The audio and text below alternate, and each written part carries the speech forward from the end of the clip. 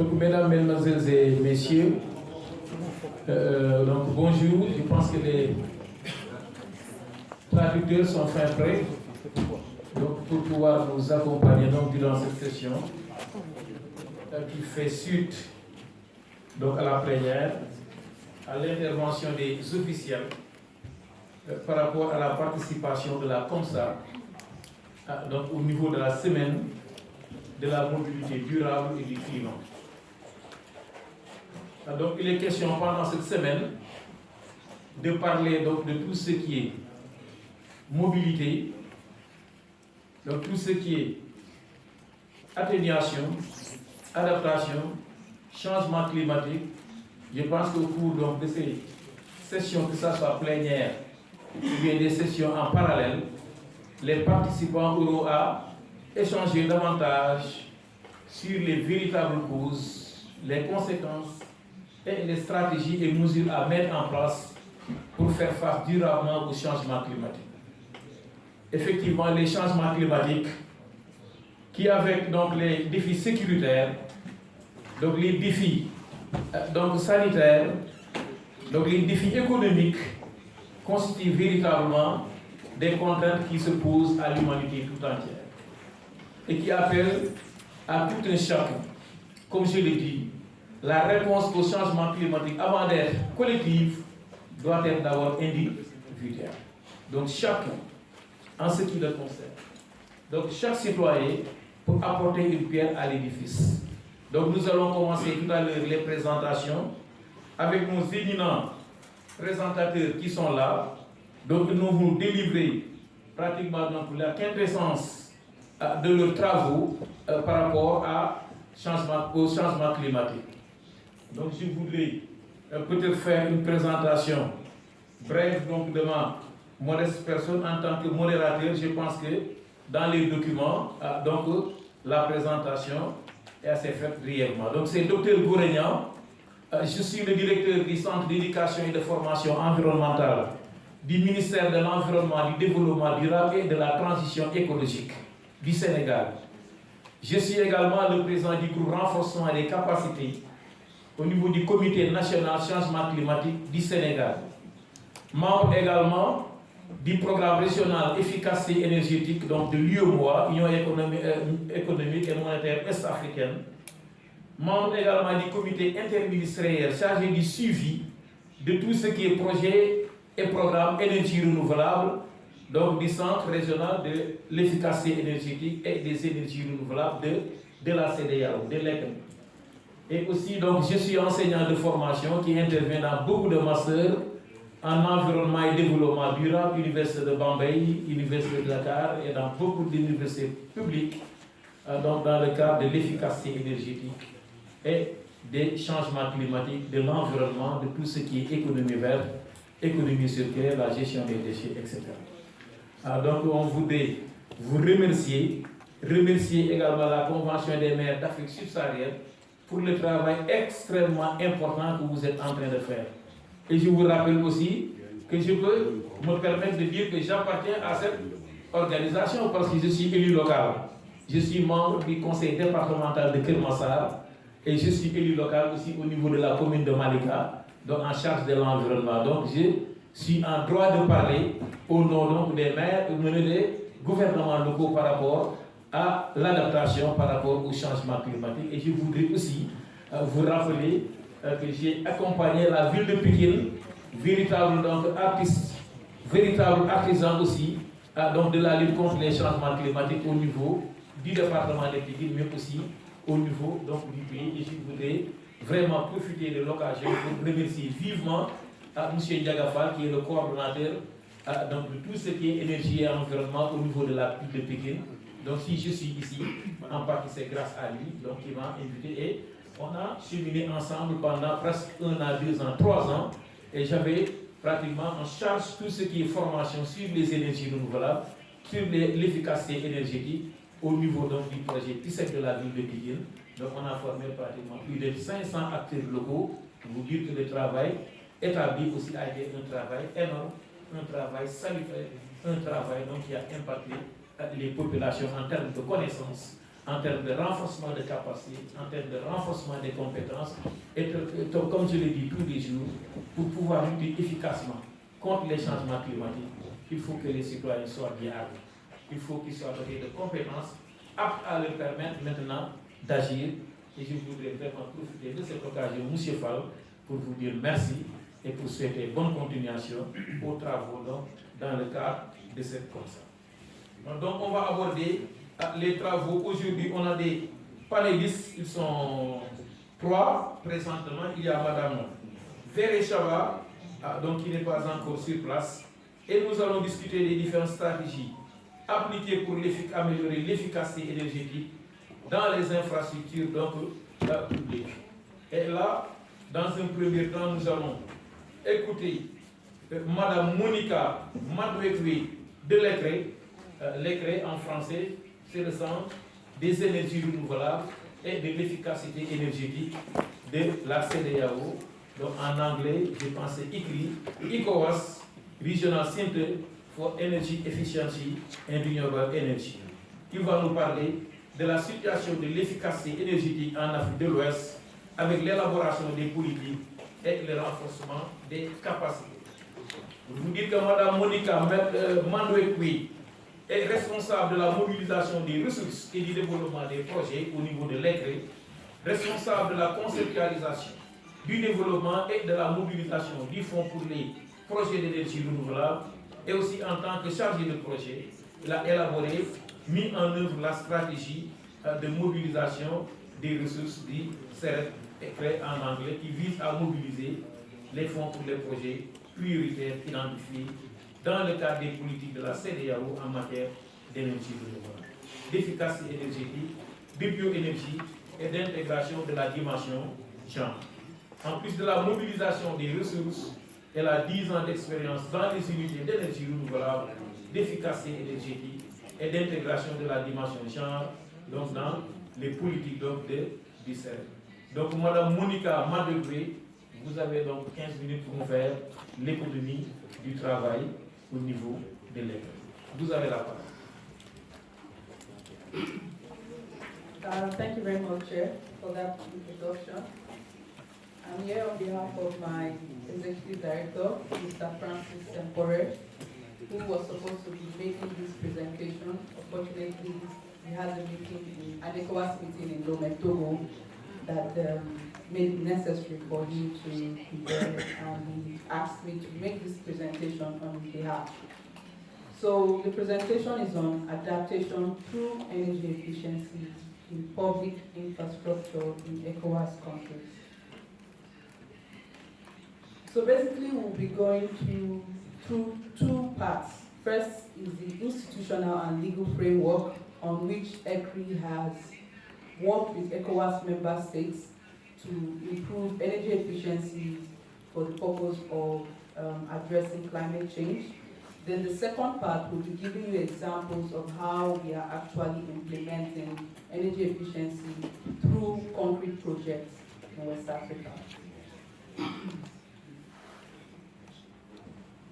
So for those who don't know, ECRI stands for the ECOWAS Center for Renewable Energy and Energy Efficiency. We are based in Praia, Cabo Verde, and we were established through a regulation in 2008, but we became operational in 2010. That is the picture showing our inauguration. And as I mentioned, we cover the 15 countries in ECOWAS, so that's from Nigeria all the way to Senegal, where we are today. And we have a population of over 300 million people. As mentioned during the opening session, a large part of our population do not have access to electricity. So what we have estimated is that about just over half of the population have access to electricity. So you can imagine why energy efficiency is very key for us. For us, energy efficiency is the first renewable energy that we avoid consuming. In view of this, we came up with regional policies the renewable energy policy, but also the energy efficiency policy, which was adopted by the heads of states, that's the presidents of the different countries in West Africa.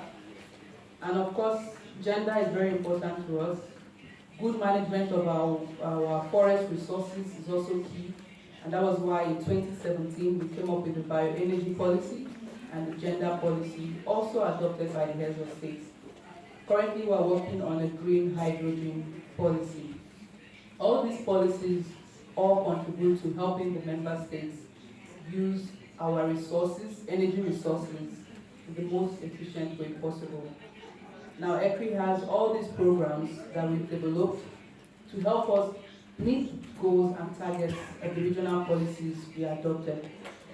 And even though we have a standalone energy efficiency policy, all the other programs contribute to achieving the objectives of the regional energy efficiency policy. Now, this is an example of our impact, just starting with Senegal, where we are today. We are very proud of this project, which we call Sustainable Development through Renewable Energy in southeast of Senegal, where we look for the most vulnerable community in Senegal to implement 40 clean mini-grid in those villages. And we are serving over 3,000 households, ensuring that they have not just clean energy, but they have energy efficient appliances to use in their households. Now to the energy efficiency. As I mentioned, we have a policy since 2013, and the key objective of the policy is to free up about 2 gigawatts of electricity. What this means is that instead of building new plants, we implement different goals and objectives to save 2 gigawatts of electricity, so that this energy can go into powering our industries, providing electricity for local communities, and generally improving resilience, because as we know, energy is linked to income generation and economic development. Now, the energy efficiency policy covers every aspect of energy you can think of, from building to lighting to transportation, which is what we are all gathered here for this week, to standards and labeling and distribution of electricity. Of course, clean cook stove is also very important to us. Now, this diagram is just to show how we translate regional goals into community-led actions. So as I mentioned, first the heads of states adopt these umbrella policies. They are translated into national action plans where we define them with the community members. So this is not just ECRI coming up with how we want to achieve energy efficiency targets. These are local members, villages, and communities deciding how they want to achieve clean energy targets, including energy efficiency. This is just a little bit more about the structure of regional policies, national action plans, and guidelines. This is an example of what we are actually doing, how we are seeing these policies making a difference at the grassroots level.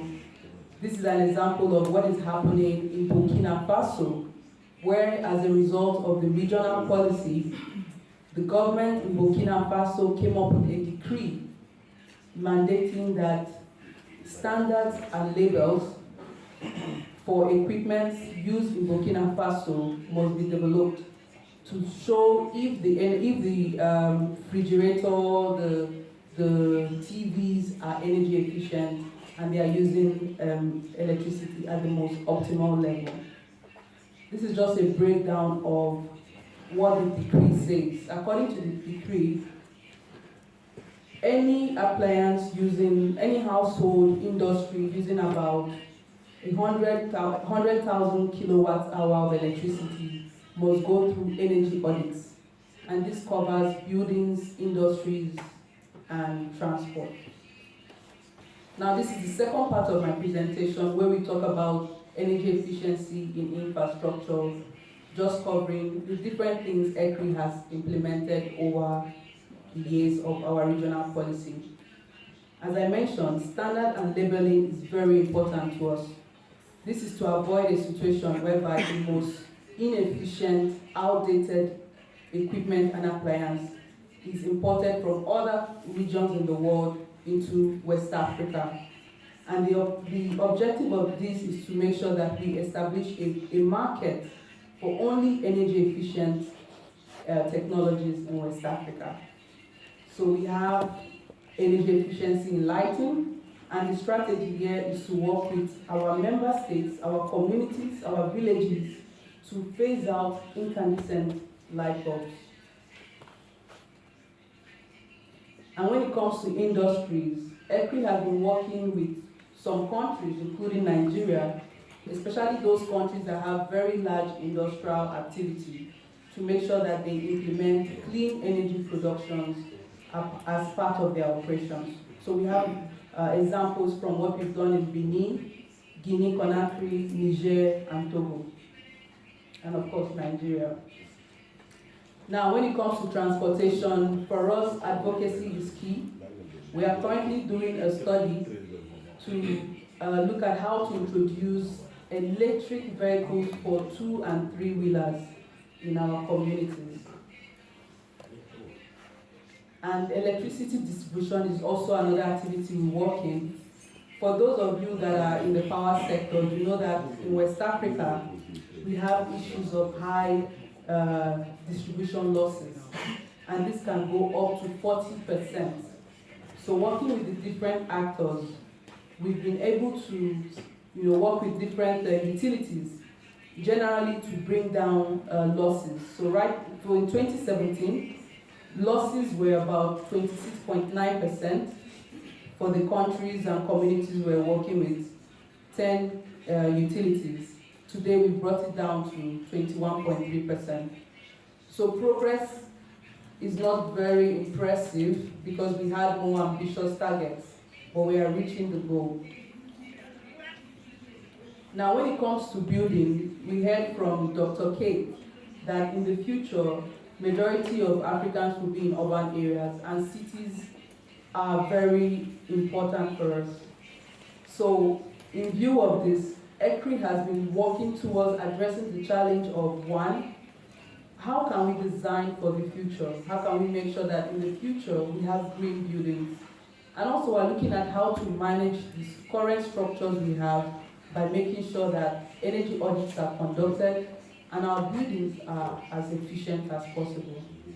This is an example of what we implemented in Burkina Faso, where we use bioclimatic architecture principles to implement this project. Now, of course, I talked about energy efficient appliances with labelings and all that.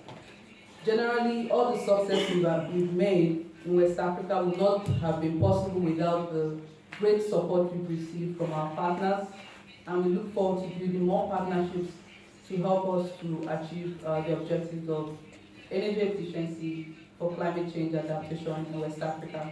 Thank you.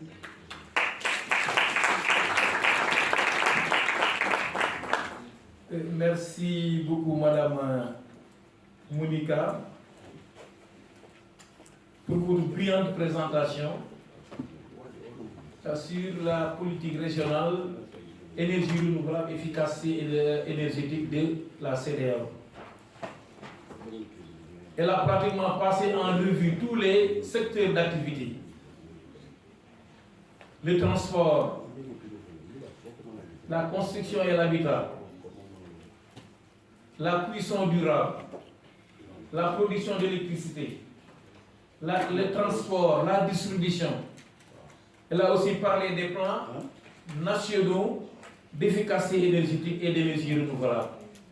Donc en français, comme nous l'appelons, le PANER et le PANER. Donc qui sont des plans extrêmement importants pour nos pays. Et toute notre stratégie d'efficacité énergétique, d'énergie renouvelable est arrimée donc à cette politique régionale. Donc elle a aussi abordé les aspects liés à la normalisation, à la réglementation, la certification, l'accréditation le contrôle qualité, l'évaluation de la conformité aux normes, donc qui sont les défis à relever pour nos pays. Et les pays donc de la CEDEAO travaillent donc pour avoir au niveau régional donc une directive, et on est en train de travailler là-dessus au niveau du Sénégal sur l'étiquetage des appareils électriques électroménagers.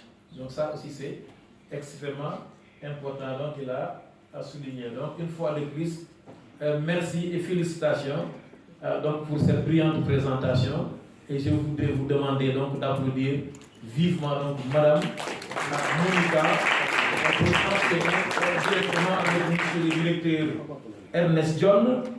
Donc je le dis directeur parce que je l'ai trouvé au ministère de l'Environnement et du Développement durable comme étant directeur adjoint au niveau de la direction de l'environnement et des établissements classés, et avec qui on a cheminé ensemble donc dans le cadre du CONAC et aussi dans le cadre donc du projet TIFA qu'il coordonne aujourd'hui. Donc M. John sur le projet de transformation du TIFA au Sénégal sur les matériaux de construction durable, utiliser le TIFA comme un matériau de construction local pour augmenter l'efficacité énergétique dans les bâtiments publics. Donc, aller dans le même sillage que la présentation de tout à l'heure, Madame Monica, qui nous parlait de l'efficacité énergétique dans la construction durable et dans l'habitat. Donc, M. John est coordonnateur du programme TIFA au niveau du Sénégal, biologiste.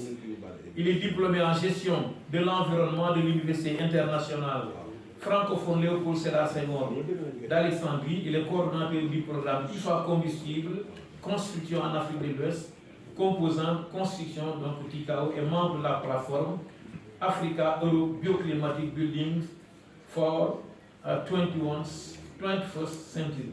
Donc il est le point focal de l'Alliance mondiale pour le bâtiment et la construction et le programme d'efficacité énergétique des bâtiments, le PIB au Sénégal. Donc, monsieur le directeur, vous avez 15 minutes donc, pour nous faire l'économie des travaux sur la valorisation et l'utilisation des fibres végétales pour adapter les bâtiments au changement climatique. Merci. Merci beaucoup, monsieur le président. Je vais essayer d'aller vite, puisque le temps nous est compté, en vous parlant de l'utilisation des fibres végétales pour adapter les bâtiments au changement climatique. Dans cette présentation, peut-être vous verrez que je me mettrai focus sur une fibre végétale que nous partageons au niveau de l'Afrique de l'Ouest, notamment au Sénégal et en Mauritanie, mais je parlerai évidemment des autres fibres, sans pouvoir être exhaustif, parce qu'en 15 minutes, on ne peut pas faire le tour de tout ce qu'on peut utiliser comme fibre végétale. Très rapidement, donc, je vais faire une introduction. Vous parlez de l'état du bâtiment et de la construction dans le contexte du changement climatique, des généralités sur le TIFA australis en tant que ressource, des systèmes constructifs associés à l'utilisation du TIFA et même aux autres fibres végétales. Parler aussi de l'utilisation des autres fibres végétales et autre physique, autre encore utilisation du fibres végétales pour faire l'allusion dans le cadre de la production de matériaux combustibles avant de conclure. Donc très rapidement, le secteur du bâtiment, je pense que tout le monde l'a dit depuis ce matin, il est au cœur du développement durable.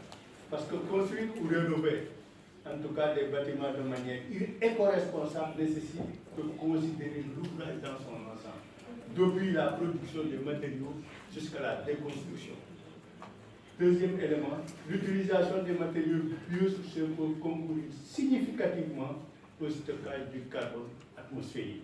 Et je pense que de plus en plus, cet élément, les gens l'acceptent. Pour parler de l'état du bâtiment et de la construction dans un...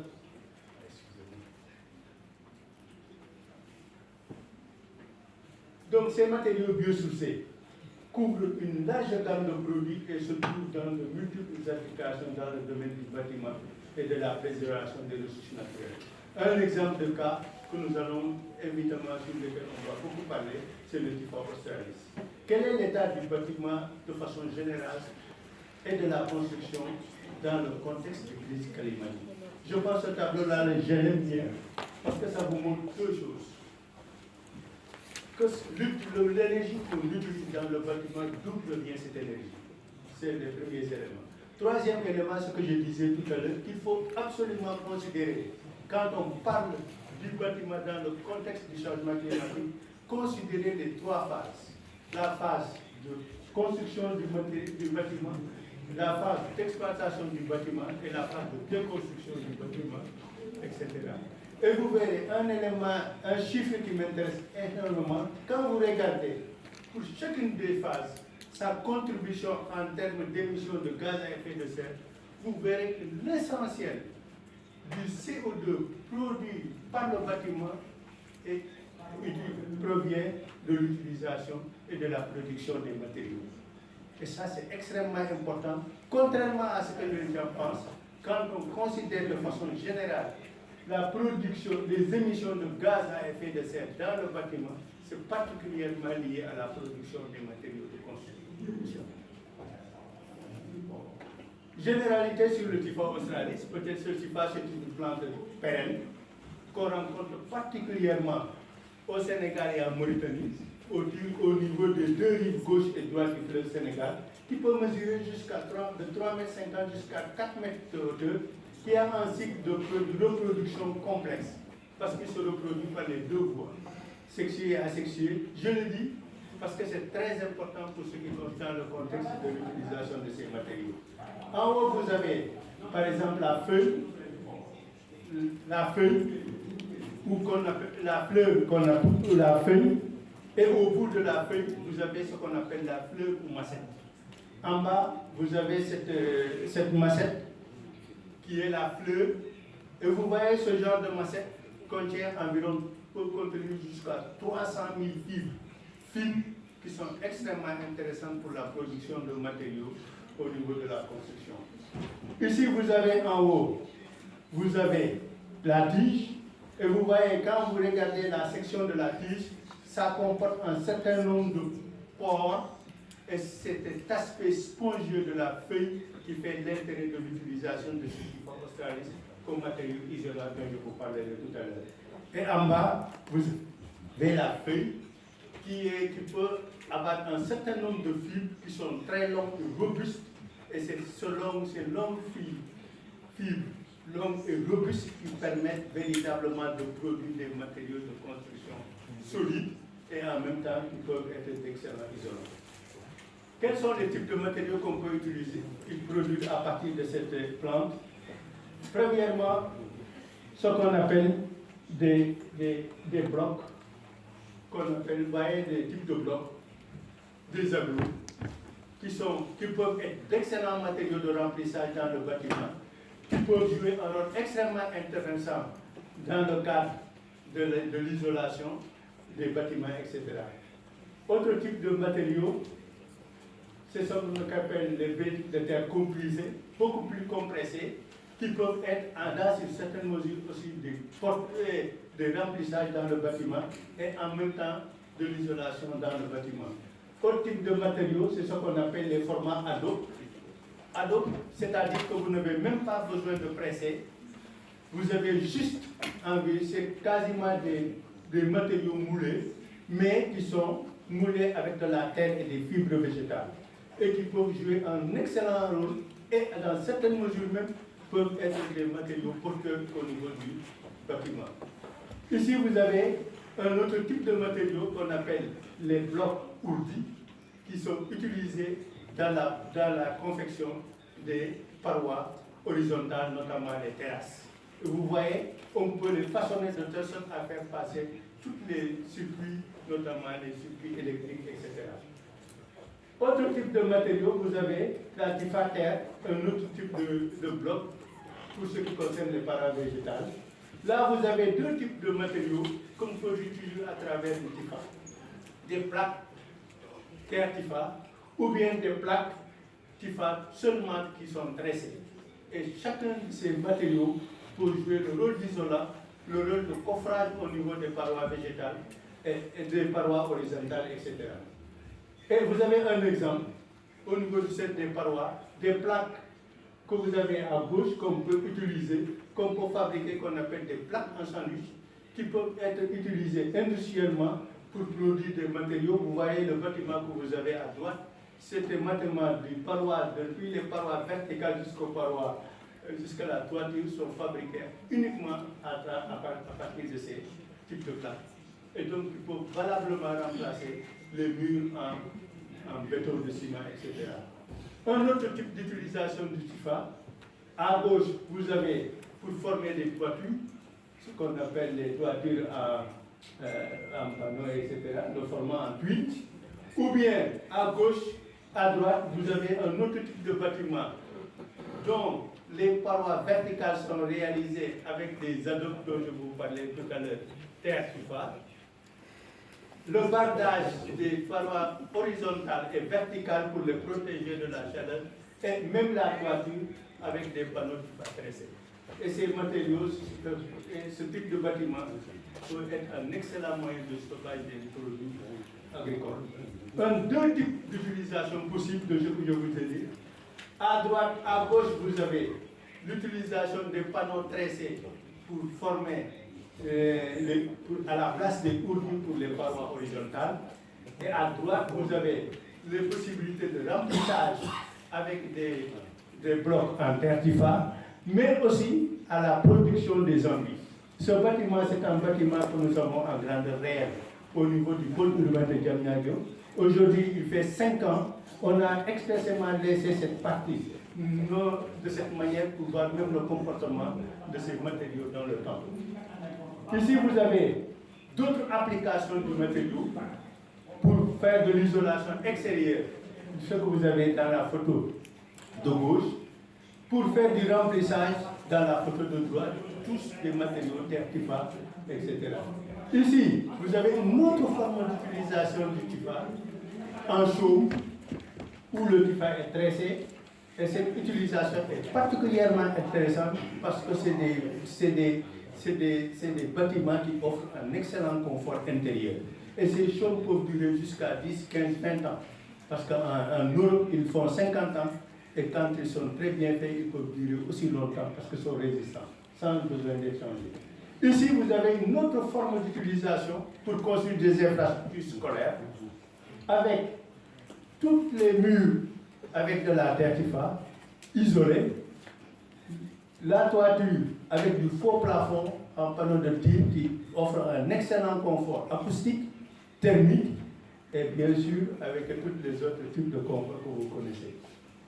Là, vous avez un autre type de ressource qu'on appelle la paille, qui est présente dans beaucoup de pays africains et qui permet de faire soit des bottes, et ces bottes que vous voyez à droite peuvent permettre de faire des remplissages et des murs porteurs.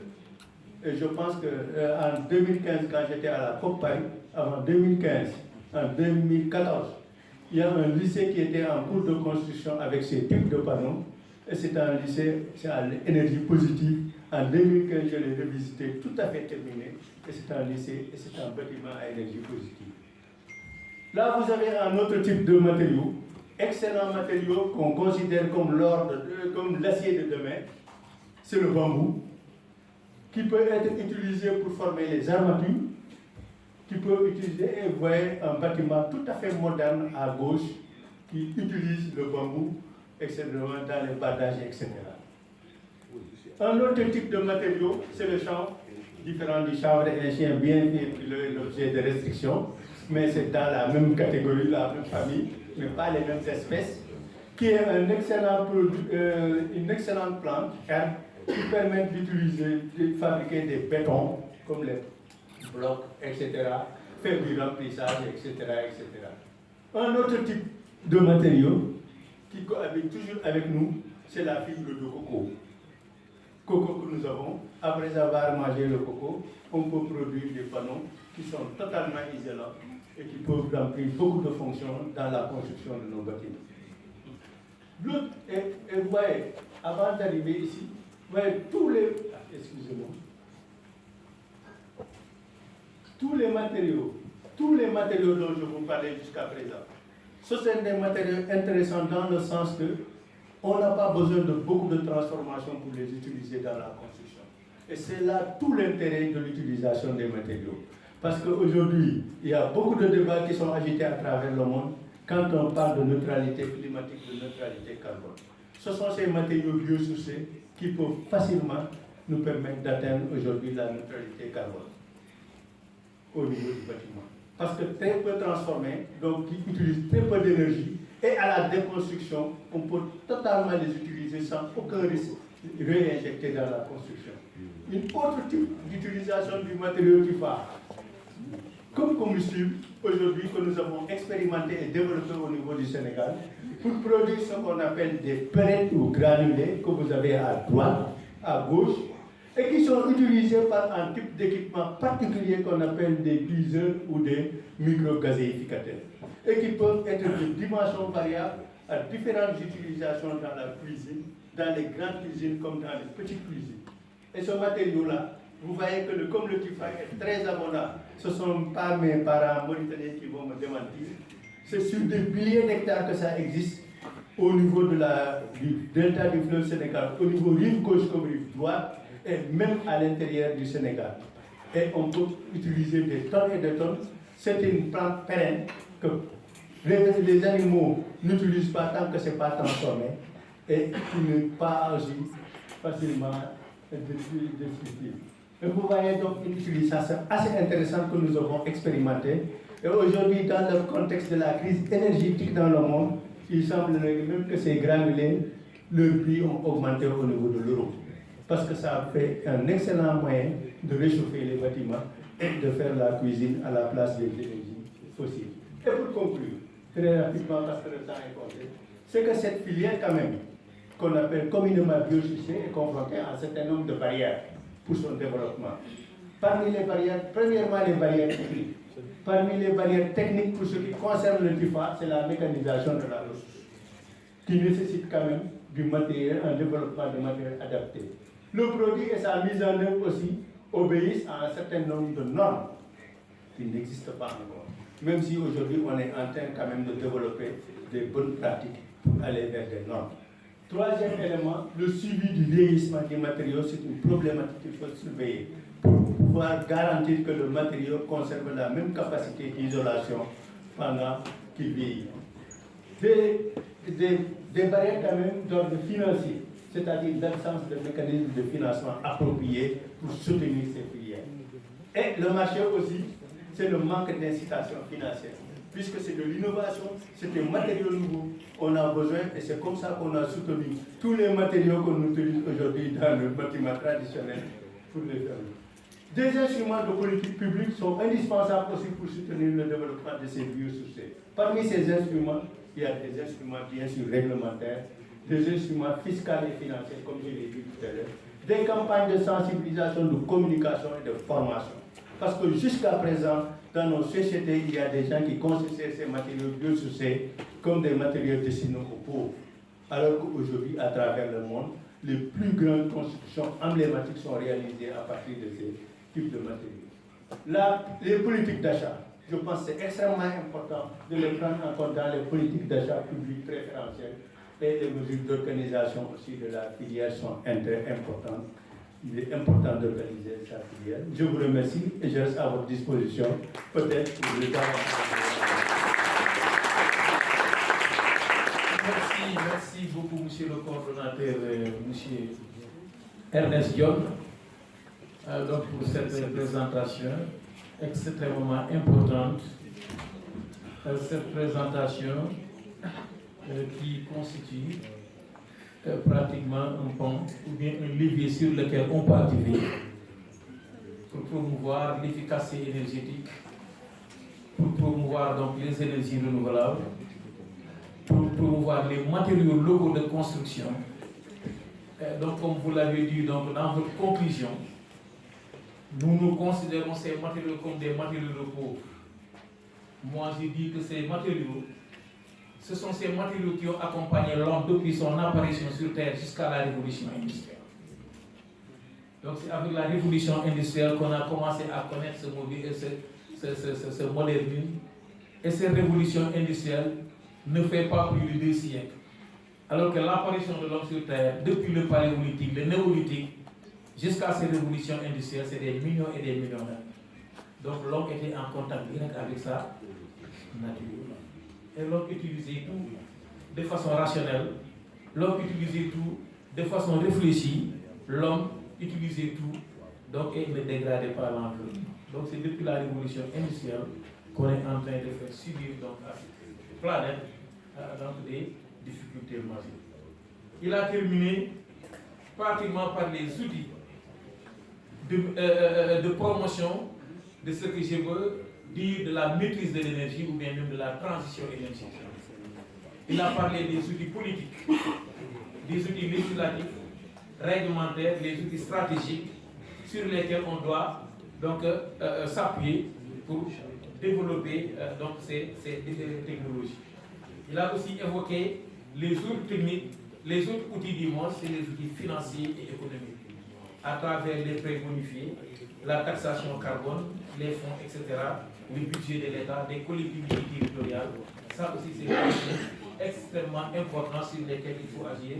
Et d'autres outils aussi qu'il a évoqués dans sa conclusion, c'est la formation, l'éducation, la sensibilisation, la recherche, la formation, l'innovation et le développement, la coopération. Il a dit, vraiment, il a brassé donc, tous les outils devant concourir à promouvoir l'efficacité et l'utilisation de ce TIFA qui fait partie d'un des matériaux, comme il a dit, qui peuvent être utilisés dans le domaine de la construction et de l'habitat, au même titre que le bambou, le chanvre indien, la fibre de coco, etc. Et même il a fait cas de l'utilisation même du TIFA dans la cuisson. Parce que, comme il l'a dit aussi, certains ne savent pas que la production des matériaux du bâtiment donc, provoque plus d'émissions que même pendant la participation du bâtiment. Et il a ajouté même, et on l'a ressenti dans d'autres présentations, que dans nos pays subsahariens, la consommation de bois et de charbon de bois dépasse 50% et que nous consommons moins de 10% d'électricité. Donc vous voyez la construction durable, la cuisson durable sont des leviers sur lesquels donc on doit s'activer pour épargner nos massifs forestiers, sinon nos forêts vont disparaître. Donc nous allons passer, merci beaucoup M. John, et des applaudissements nourris donc pour M. le directeur pour la qualité de sa présentation et merci beaucoup de nous avoir livré à cette heure. Nous allons passer maintenant à M. Newton Gomez, donc, qui est coordonnateur du COMSA au niveau donc, de Ribera Grande de Santiago au Cap-Vert et il va nous présenter donc l'amélioration de l'efficacité énergétique à la mairie donc, de Ribera Grande de Santiago, de Ribera Santiago donc, au niveau du Cap-Vert. Monsieur Milton de la municipalité de Ribera Grande de Santiago est spécialiste de l'environnement avec une maîtrise en gestion de l'environnement de l'Institut supérieur technique de l'Université de Lisbonne et du Centre de technologie pour l'environnement marin où il a développé des travaux scientifiques de modélisation informatique et hydrodynamique. Il est actuellement technicien au conseil municipal de Ribera Grande de Santiago, coordonnant le projet de la Convention des maires. Depuis 2017, il participe à la coordination et à la gestion des services d'assainissement environnemental et municipal à la mairie donc, de Rio Santiago. Il est consultant individuel pour les études environnementales et des mesures. Donc, M. Newton, vous avez 15 minutes pour nous présenter le travail qui est fait au niveau donc, de la mairie de Ribera Grande de Santiago. Merci, bonjour. Je vais présenter ma présentation en anglais et je vais parler en portugais. Estou aqui para fazer a apresentação do município de Ribeira, dos trabalhos efetuados no âmbito do COMSA, no município de Ribeira Grande de Santiago.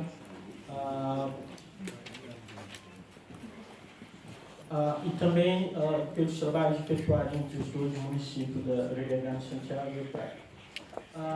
Rapidamente vou fazer um pequeno sumário, vou fazer alguma apresentação do município, um enquadramento do país também, e fazer as principais atividades que estamos a desenvolver em Cabo Verde, as cooperações, os projetos pilotos que estamos a implementar, e depois outras oportunidades.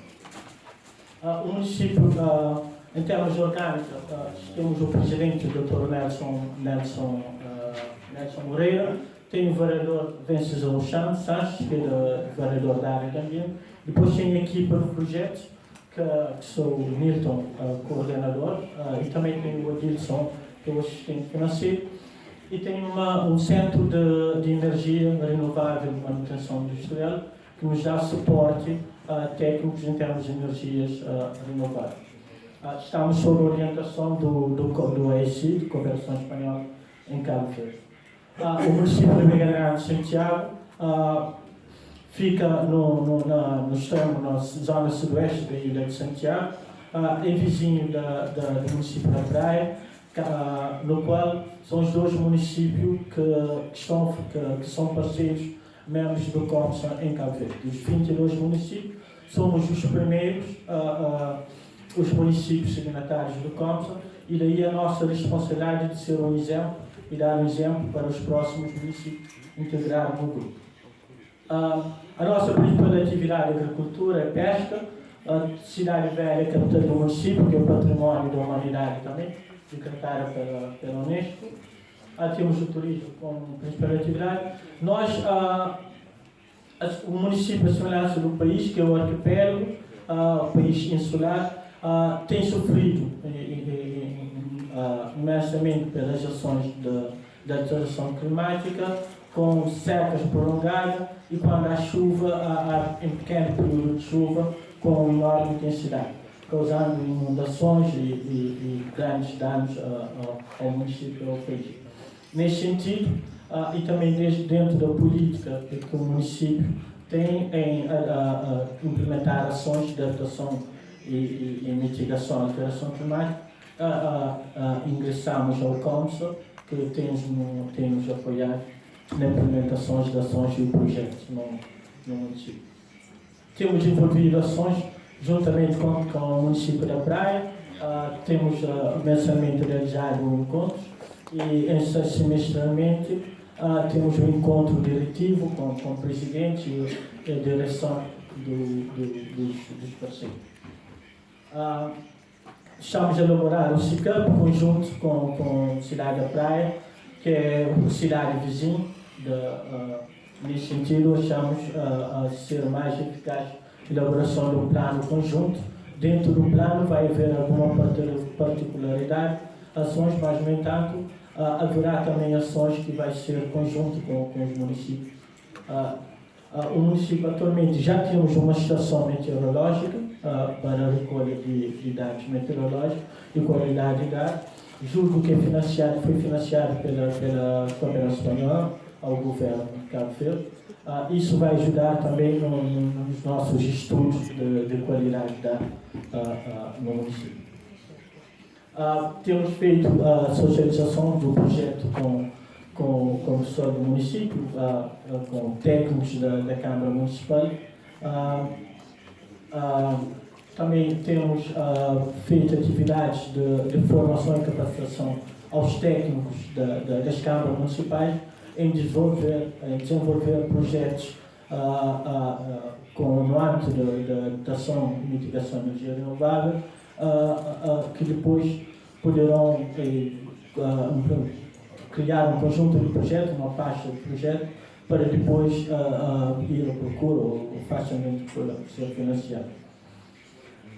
Em termos de cooperação, temos uma cooperação muito estreita e próxima com a Câmara da Praia, que é o Câmara vizinho. Temos a cooperação com o CERMIC, o Centro de Energia Renovável Industrial e Manutenção de Cabo Verde.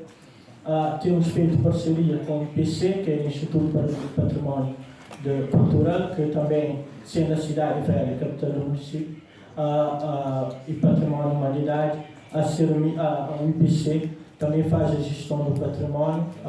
Nesse sentido, estamos a implementar projetos piloto em conjunto com o CERMIC.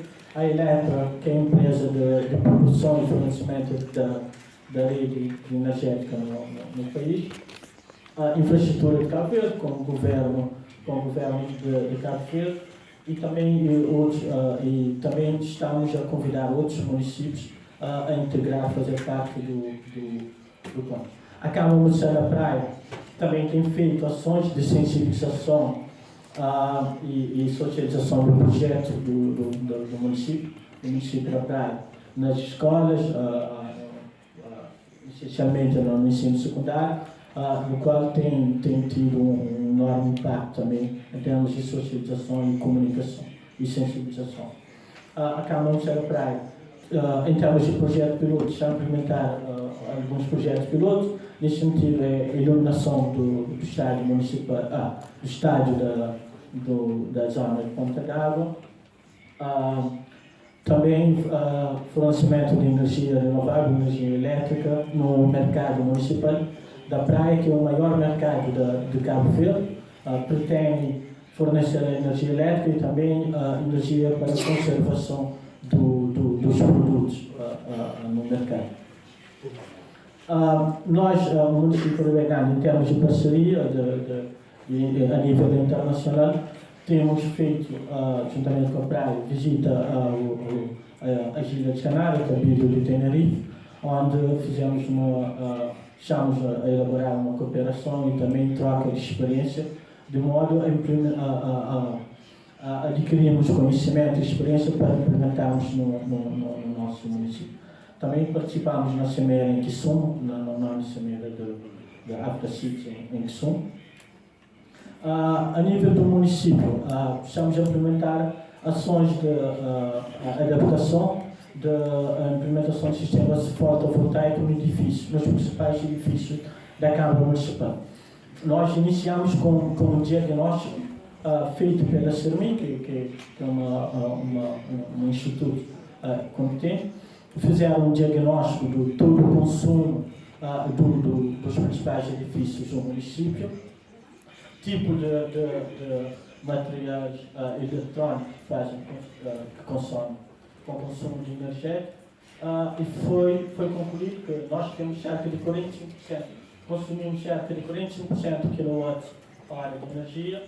O município, a função, o edifício tem cerca de 59 trabalhadores, em média, cerca de cada trabalhador consome cerca de 700 a 106 kW por ano de energia.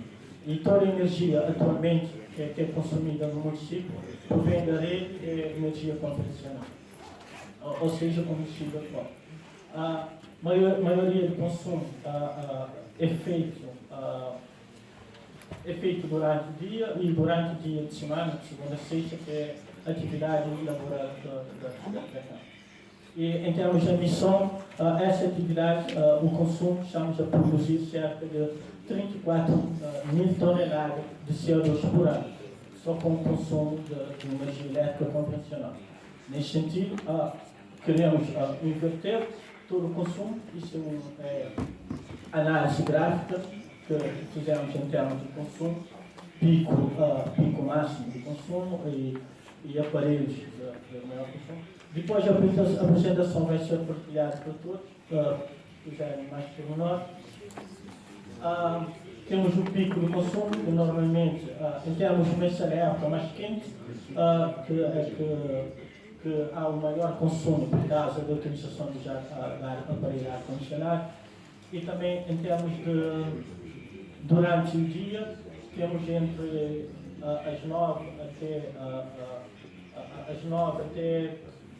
3 da tarde, 2 da tarde, um pico mais alto de consumo, com maior atividade. Fizemos também, em termos do edifício, uma análise termográfica do edifício, onde há zonas que têm maior produção de emissão de calor.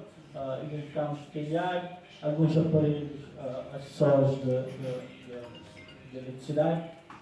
Então, dentro desse diagnóstico, as CERMI nos deram um plano de formas a adaptarmos, a melhorarmos a eficiência nos edifícios. O projeto piloto, temos 3 atualmente que estão em implementação, que é a implementação de energia renovável para fornecimento de energia elétrica no edifício do principal edifício Passos do Conselho, Centro de Cultura da Cidade Velha e também o estaleiro municipal. E também temos um outro projeto que é a implementação da iluminação pública no bairro de São Pedro, que é o primeiro bairro emblemático, que é onde nasceu Cabo Verde, que é o berço que a governabilidade. A Cidade Velha foi a primeira cidade, a primeira zona onde foi urbanizado, foi civilizado e depois expandido toda a região. Com esta implementação desses projetos piloto, iremos reduzir no consumo cerca de 39, vamos reduzir na rede pública o consumo de cerca de 39 toneladas de CO2 por ano. O projeto, essa gestão vão permitir, e em termos econômicos vai reduzir cerca de 2 mil euros mensalmente. São esses valores, 2 mil euros mensalmente, que a Câmara pretende implementar em ações sociais para o município. E a promoção de empregos jovens também. Já estamos na implementação, já fizemos o descerramento da placa de obra, tivemos a visita do secretário da SIC, também inclusive. À nossa esquerda está o Centro Cultural, o edifício do Centro Cultural, já implementamos o sistema fotovoltaico dos painéis. E à nossa direita é o edifício do Passos Conselho, do telhado, onde estamos a inserir os painéis solares para a implementação do sistema. E são alguns trabalhos que temos feito juntamente com a CERMI, que estamos a dar todo o suporte ao parceiro, e também a entidade responsável pela fiscalização. Temos uma empresa que lançamos concurso dentro dos parâmetros do concurso público do Estado.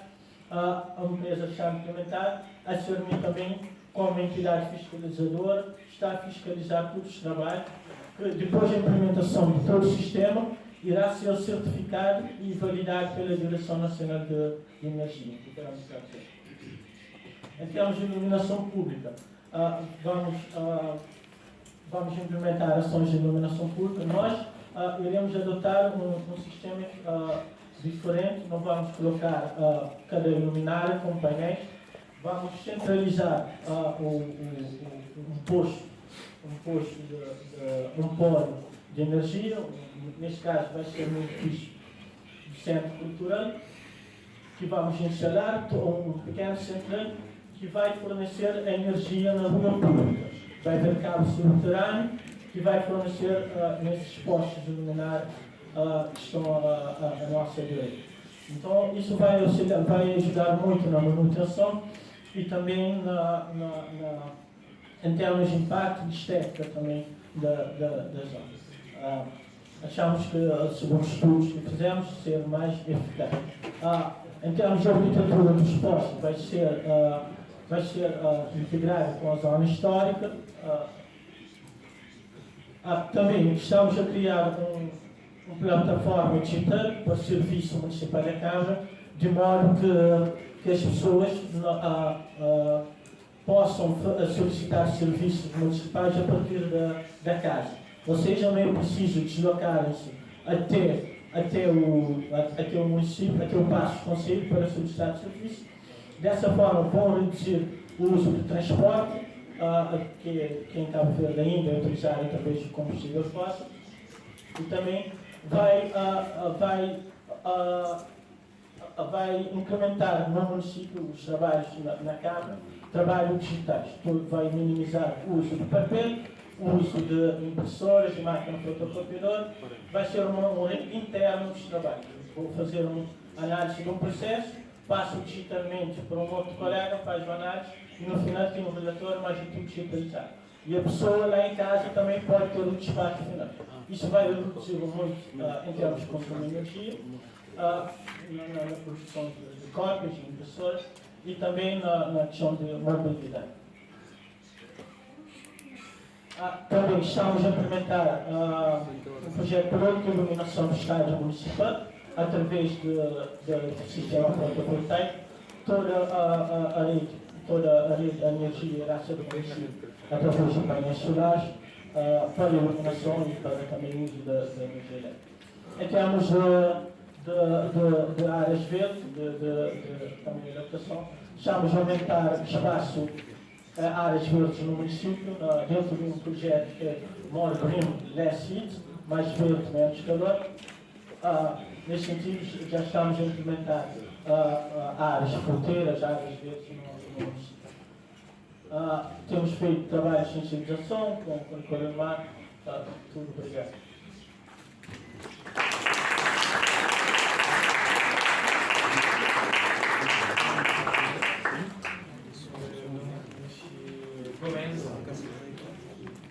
Une félicitation pour cette présentation qui nous montre véritablement une municipalité très engagée vers le développement durable. Ça doit faire tâche d'huile. De toute façon, le retour donc dans notre municipalité, donc on va encore accélérer les choses. C'est ce que j'ai vu en termes d'installation solaire photovoltaïque, en termes d'installation de lampadaires solaires pour une municipalité, en termes de reforestation durable. Donc là, c'est un exemple donc, à suivre. Donc beaucoup d'exemples aussi à travers donc, les pays. La ville de Dakar avec son PCEG, donc on voit donc, les officiels de la ville de Dakar dans cette salle et qui ont fait donc, beaucoup de travail dans la réduction des émissions des gaz à effet de serre qu'on a accompagné dans le cadre des conférences et dans d'autres structures. Donc la ville de Pékin aussi, je l'ai dit, a installé 10 kW donc au niveau d'une mosquée et 3 lycées et d'éclairage public. Là aussi, les municipalités vraiment méritent d'être soutenues. Les municipalités méritent d'être accompagnées. Les municipalités donc méritent d'être appuyées. Ça aussi c'est extrêmement important parce que le développement local, je parle en connaissance de cause, avant de parler de développement dans sa globalité d'abord, c'est le développement au niveau local. Donc toutes nos félicitations pour cette présentation qui nous a permis donc de voir exactement ce que vous faites au niveau du Cap-Vert, au niveau de la municipalité, en termes donc d'organisation, en termes de coopération, en termes de collaboration, tant au niveau interne qu'au niveau international. Et vous voyez que même au niveau de l'industrie, vous avez des protocoles de collaboration. Les entreprises ne sont pas laissées en reste. La formation, la sensibilisation, le renforcement des capacités. Donc vous n'avez pas du tout donc laissé ces secteurs-là. Parce que je l'ai noté en votre présentation, vous êtes conscient de la vulnérabilité du pays. C'est un pays insulaire, donc entouré d'eau, qui peut être sujet à l'érosion côtière. Il a parlé donc de la sécheresse, du manque d'eau. Ça aussi, c'est des contraintes qui peuvent constituer donc des opportunités. Au niveau de l'éclairage public, le marché de partenariat, les diagnostics de performance énergétique, donc les outils techniques que vous avez utilisés vraiment pour pouvoir donc promouvoir la transition énergétique. Et même vous êtes allé jusqu'à faire des relevés et disposer même d'un système de relevé de données météorologiques. Là aussi, c'est extrêmement important. Et le système que vous avez utilisé donc, pour prendre en charge tout ce qui est production d'électricité au niveau de votre municipalité. Donc, nous allons vous dire merci et toutes nos félicitations et les applaudissements. Nous les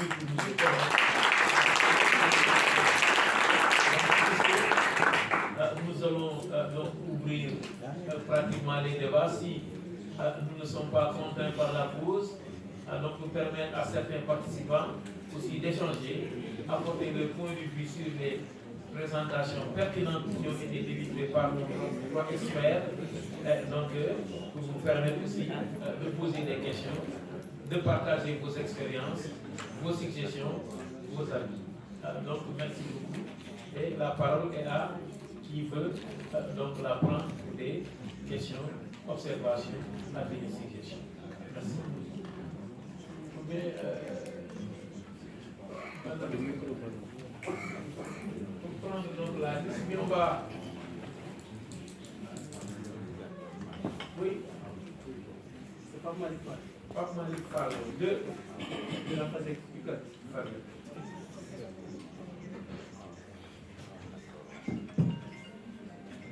Malik Fall de la famille.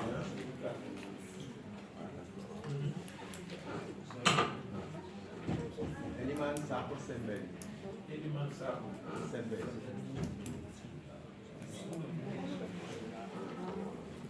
S'il vous plaît. Mary, Rufus S. Mary. S. Oui.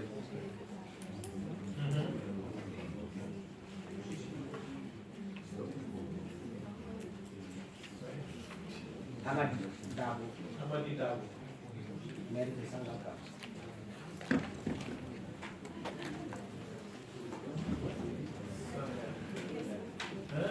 Adja Gaye. Sangalkam. Sangalkam. Adja Gaye. Adja Gaye, hein? De AGE et de Dactyl. AGE H. et Dactyl. Bon, ok. Donc on va prendre les premières questions en attendant. Donc de voir. Donc, une cinquième. Diouf, Abdoulaye Diallo Diouf. Kabirou. Diouf, Abdoulaye. Donc Abdoulaye va parler après. Diouf va parler. Kabirou. Kabirou.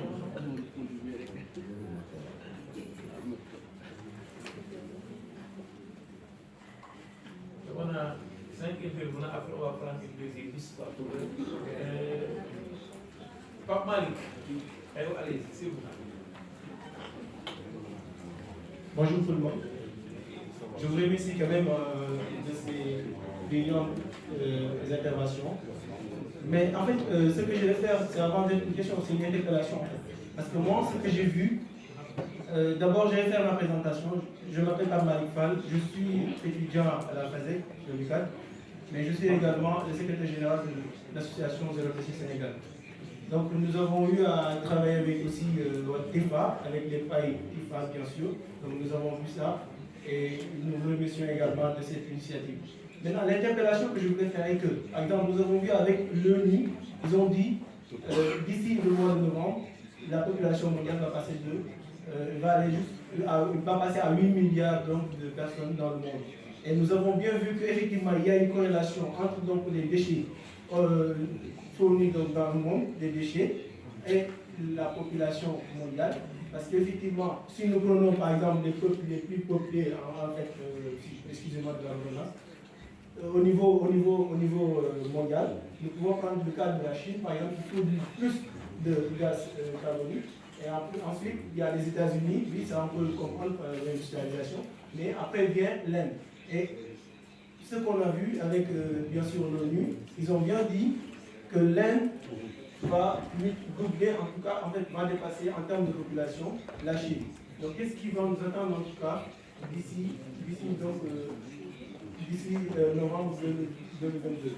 Et ce que nous devons faire, je pense que les investissements, les green investments, c'est-à-dire qu'ils devraient tout simplement accentuer leurs investissements dans la sensibilisation et aussi essayer de faire tout pour décourager les gens dans la production des déchets plastiques.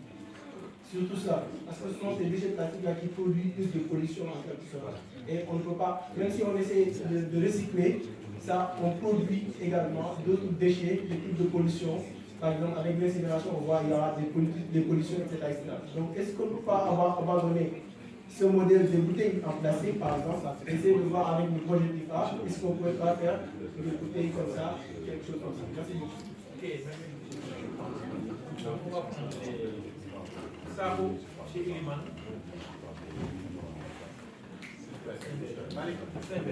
Modérateur, excusez-moi, mais on n'a pas beaucoup de temps. Hein. C'est bien que les gens qui interviennent puissent être plus concis et plus courts également. Parce que sinon, on est tardé.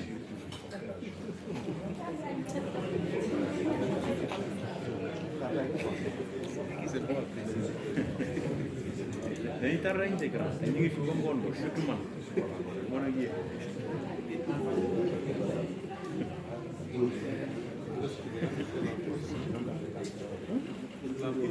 oui mais avant la pause il faut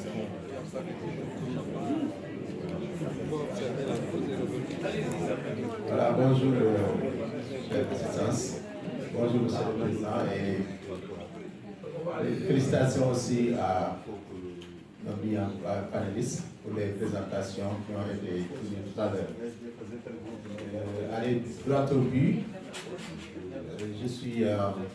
Serben Eliman Sabo, maire de la commune de Rufisque-Est. La question s'adresse à notre frère, Dr Ernest John, qui tantôt a parlé de matériaux de construction.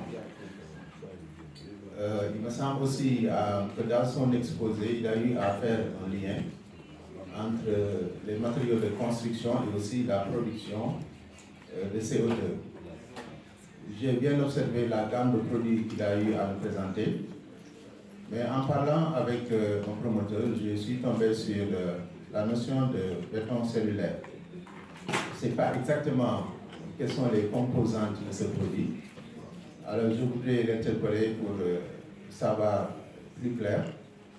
Est-ce que ce produit-là, béton cellulaire, pourrait entrer dans une gamme de produits qui peuvent participer à l'action de réduction des effets climatiques, notamment la production de gaz à effet de serre? C'était la question, je vous remercie. Et merci, M. Sabo. M. Dabou, Amadi. Merci beaucoup, M. Dabou, représentant de la commune.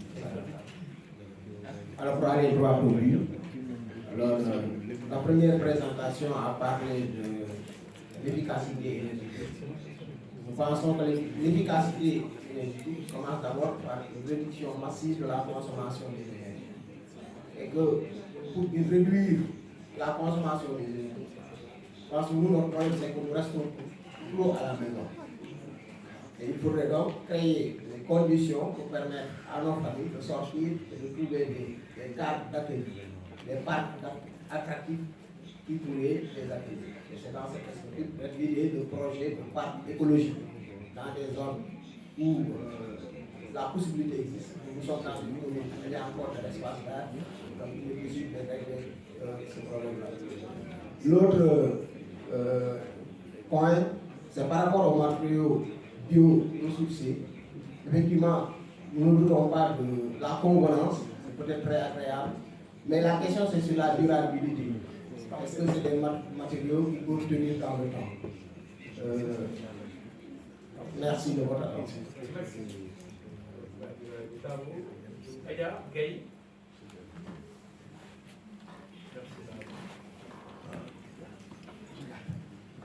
Bonjour tout le monde, c'est Adja Gay de Action pour la justice environnementale. Je suis chargée de genre et de changement climatique et je représente également le pôle de transition énergétique de l'ACLE. Donc merci aux différents panélistes et aux modérateurs. Donc moi, ma question, je vais être très brève. Je pense que je vais parler du TIFA, qui est une plante qui est déjà envahissante, mais qui s'est reconvertie à en tout cas un objet qui est de plus en plus utilisé pour l'emploi vert, mais également pour les constructions. Moi, ma question serait de savoir comment aujourd'hui, comment on pourrait porter le plaidoyer pour que l'utilisation, la transformation du TIFA puisse être utilisée dans les grandes villes. Parce que l'observation que j'ai eu à faire, c'est dans le TIFA, par exemple, les constructions bioclimatiques sont utilisées dans les zones rurales. Donc, par exemple, dans la zone de Podor et Saint-Louis, je sais que c'est très utilisé là-bas. Mais comment aujourd'hui, comment faire pour que les populations urbaines puissent vraiment s'imprégner de ces différentes constructions, d'autant plus que nous pouvons observer que les villes de plus en plus il fait extrêmement chaud. Merci. Ok, merci Aga. Donc, M. Ernest va bien répondre. Et pour la Kabina.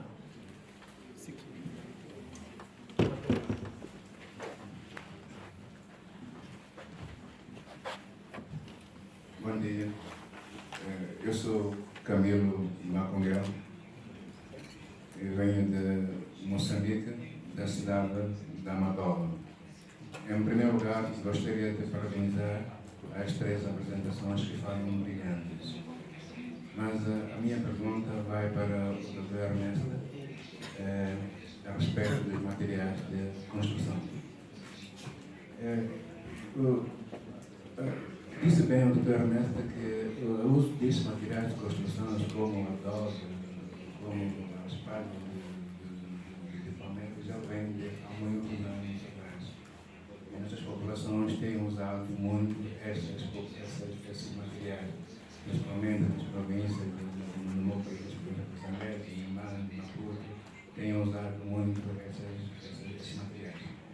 Mas ultimamente temos visto o advento de mudanças climáticas.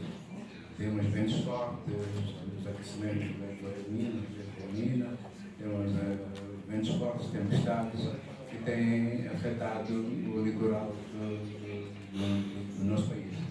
E esses ventos fortes têm destruído várias casas com esse tipo de material. Então, as orientações dos nossos dirigentes são sempre de construir as casas mais resilientes. Aí está a confusão que depois vemos que as populações já deixam de fazer essas construções com materiais locais, como esses adobras e as palmeiras, e voltam para a construção de material de estabelecimento, para os próprios estabelecimentos, para as suas construções, que também são os outros problemas também. Agora, a minha pergunta é esta que eu quero fazer. Ou também, se calhar, a minha opinião também é: será que essas soluções já foram testadas, ou estão sendo testadas, ou vão ser testadas, para que no futuro possamos nos precaver dessas restrições, dessas infraestruturas, devido aos efeitos adversos climáticos que têm acontecido no futuro? É esta a minha preocupação. Será que também, a minha opinião também é de chamar a academia, as universidades, também para um estudo, para que façam esses estudos, façam essa sua capacitação, para que esse material seja usado nas construções resilientes, para que possam proteger as nossas populações. Muito obrigado. Era a minha pergunta. Donc, merci beaucoup, monsieur Matomba. Pratiquement, donc on presse là du côté de l'organisation. Je pense qu'on va aller très vite pour laisser aux experts le temps de répondre. Il y a donc beaucoup de questions relatives aux matériaux. Donc là, Ernest va répondre. Donc on va donner la parole aussi à M. Gomez, parce qu'on parle de beaucoup d'espaces verts. Vous avez vu au niveau de la municipalité, donc ce qu'ils ont fait pour l'espace vert, à travers donc Dabo qui a parlé de la réduction massive de la consommation massive d'énergie dans nos maisons, parce qu'on reste beaucoup à la maison. Donc il nous faut construire des espaces verts. Là, il a pointé du doigt. Donc l'État et les collectivités territoriales, on les construire autour. Donc on doit penser à avoir des espaces verts, c'est ça. Et aussi, il y a M. Fall qui a parlé un peu de la gestion des déchets. Donc il a corrélé avec l'augmentation de la population mondiale. Donc M.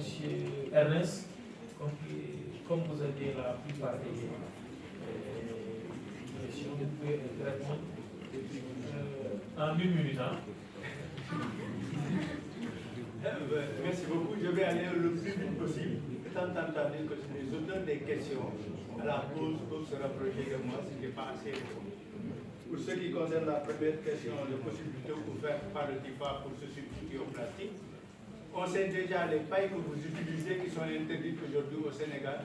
On a trouvé une possibilité d'utilisation d'un végétal qu'on appelle le fragmites, qui peut être utilisé à la place. Et la TIFA aussi peut permettre d'utiliser, de faire de la pâte, qui peut essayer de faire des sacs, etc., des produits, comme se substituer dans beaucoup de cas au plastique. Pour ce qui concerne ce même de béton cellulaire, oui, le béton cellulaire est meilleur par rapport aux autres bétons, comme le béton ciment que nous connaissons traditionnellement, en termes de quantité d'émissions de gaz à effet de serre. Par contre, il est moins performant que les matériaux bruts. Parce que j'ai dit tout à l'heure, les matériaux bruts sont un avantage. C'est que ce sont des matériaux très peu transformés, très peu d'énergie et qui sont recyclables. mais quand même le béton cellulaire peut être très intéressant, surtout pour répondre à certains types de construction. Pour ce qui concerne la durabilité, là aussi, ça dépend du travail qui est effectué dans la production. Quand le matériau est bien produit, il est durable. Les bétons de ciment, quand ils sont mal faits, ils tombent. Donc ça dépend de la manière dont ils sont produits. Le matériau biosourcé est parfaitement durable. Pour ce qui concerne Adjengue, est-ce que les constructions, non. Les constructions, bien sûr, c'est ce que les gens pensent, que les constructions bioclimatiques avec les matériaux sont destinés au milieu rural. Mais je peux vous dire, en plein centre de ville, aux Almadies, il y a une personne qui a construit 2 immeubles, je ne sais pas, 2 ou 3, 1 ou 2, qui sont parfaitement en matériaux biosourcés. L'hôtel Le Jolof est parfaitement avec des matériaux biosourcés et partout ailleurs. En Europe, les plus grandes célébrités construisent dans les plus grandes villes avec des matériaux biosourcés. Je n'ai pas le temps, mais je pourrais vous citer des exemples de construction emblématiques à travers le monde. Aujourd'hui, c'est ce que nous voulons faire, avec même un écoquartier qui pourra, dans les années à venir, voir le jour dans une ville du Sénégal, ou bien dans une commune du Sénégal. Donc ça dépend de la manière dont on l'utilise. Et Madame, Monsieur Kabina, par rapport à cette question, par rapport aux événements extrêmes, l'utilisation des matériaux comme des types de papier. Ça aussi, ça dépend, je pense, de la manière de réaliser le bâtiment. C'est pourquoi il y a un aspect qui est extrêmement important dans le cadre de la mise en œuvre des matériaux biosourcés. C'est un enjeu et c'est un défi. Vous voyez, je vous ai montré une construction en chaume de Tifa. Ces chaumes en Tifa, je suis persuadé que, au Sénégal, je connais parce que je suis issu du monde rural. Quand il y a des tempêtes, le minimum, le plus petit vent emporte nos chaumes qu'on faisait, parce qu'il était fait de façon très artisanale. Mais les chaumes que nous avons réalisés au Sénégal pour faire face à d'énormes intempéries sans bouger. Parce qu'en Europe, quand les chaumes font face aux intempéries qui concernent la neige et les tempêtes, cela veut dire que c'est une chose, c'est simplement la mise en œuvre qu'il faut amener, il est possible avec les familles. Je pense que c'est ça ma question. Je m'excuse d'avoir été vite, mais c'est parce que la contrainte est là. Merci, Président. Merci beaucoup pour ces réponses apportées. Madame, vous avez quelque chose à dire par rapport à la politique régionale sur la construction durable, hein? Une minute. Okay, so a question right there, and I agree 100% with you. When we talk about energy efficiency, we talk about technology, but it's the other side, which is behavioral changes. So we cannot be talking about smart cities without talking about smart habits. We need to, educate people, raise awareness, sensitize people on how to change their practices to become more sustainable. So I agree with you, there's need for that. Thank you.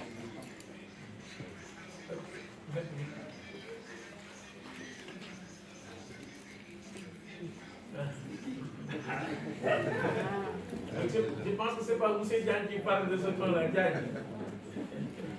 Ok, à tout à l'heure, on va terminer.